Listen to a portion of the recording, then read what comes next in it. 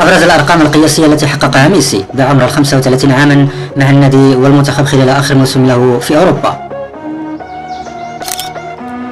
أول لاعب يفوز بجائزة أفضل لاعب في المونديال مرتين، يسجل في جميع المباريات الإقصائية في كأس العالم.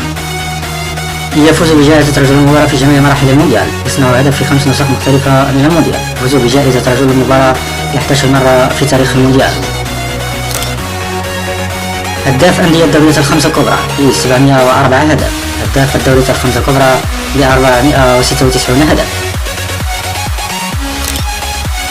الهداف التاريخي للأرجنتين بالمونديال 13 هدف، الأكثر مساهمة هدفيا في تاريخ المونديال ب 21 مساهمة. أكثر لاعب فائزا بالبطولات بالتساوي مع داني ألفيش 43 بطولة.